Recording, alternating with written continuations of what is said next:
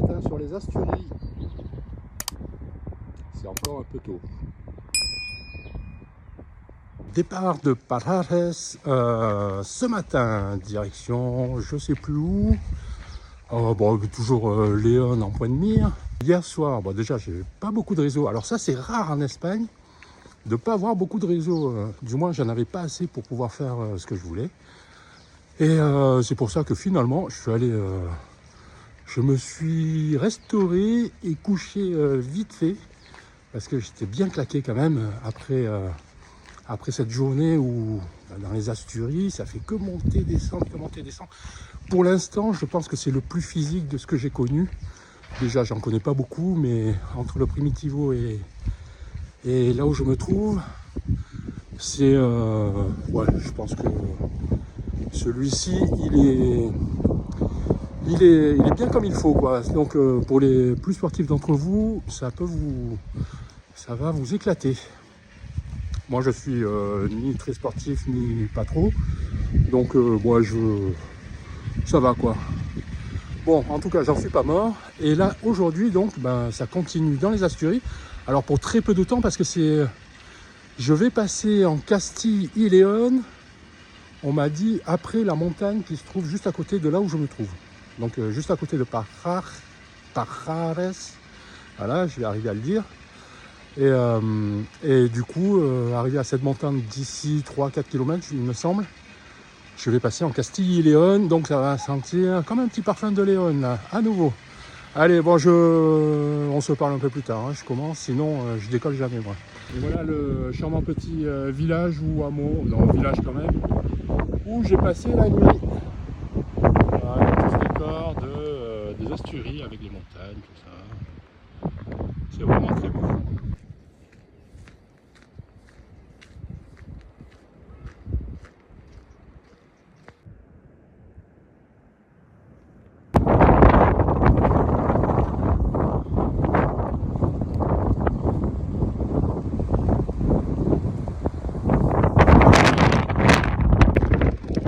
Adios les Asturies et bienvenue en Castille y León.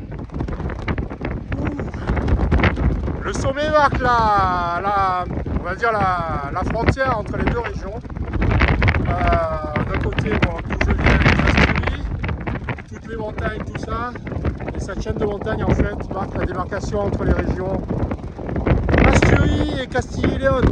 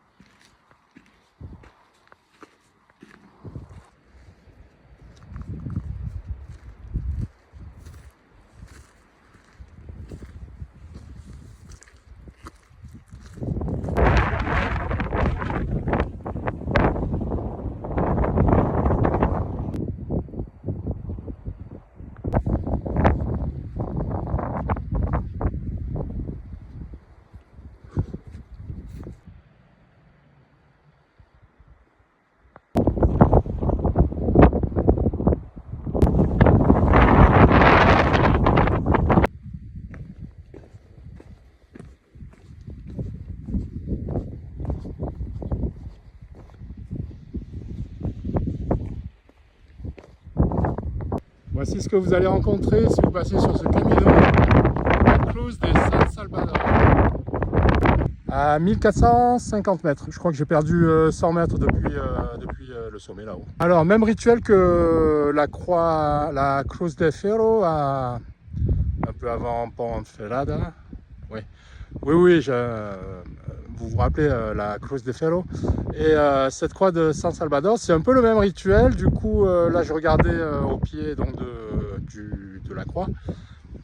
Il y a pas mal de petits cailloux. Alors, beaucoup moins qu'à la Cruz de Ferro, c'est normal. Il y a beaucoup moins de monde là où je me trouve. C'est plus... comment dire, bon, quand vous verrez les images, c'est quand même beaucoup plus éprouvant, beaucoup plus physique. Tout ça, donc forcément, c'est un peu plus fermé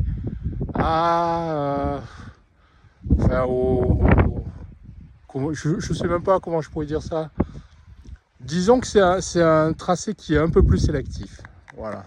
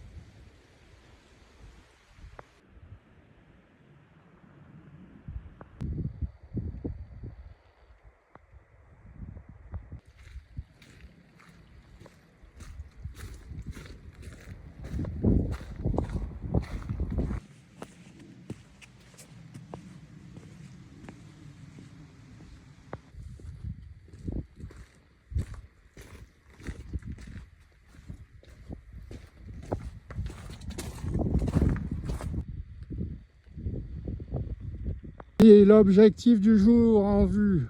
Ouh, ça s'est fait attendre là.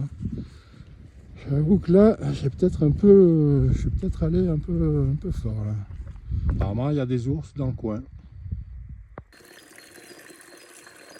Voici arrivé à Buiza, en Castille, non pas en Castille, Provincia de León.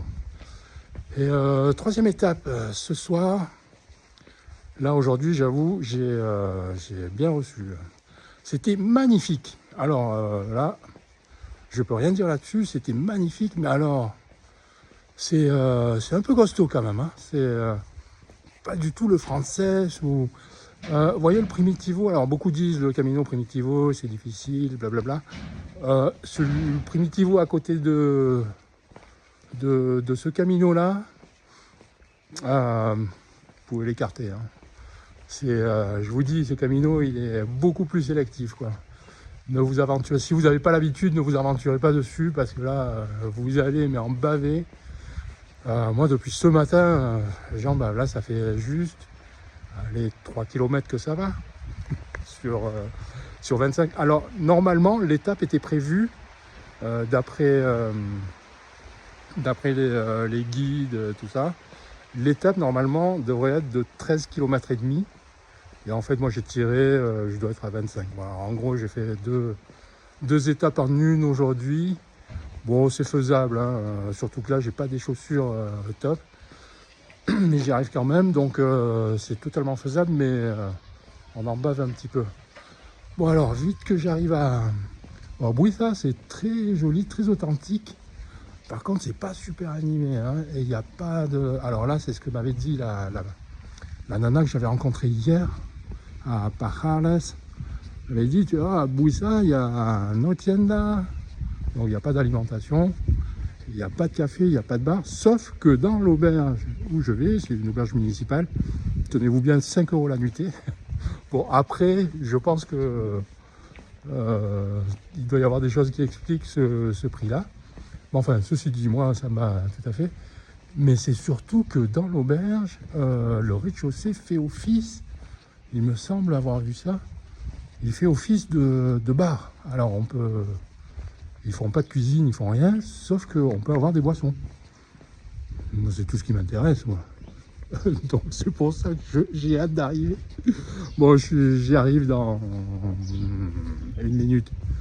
Allez, à plus tard.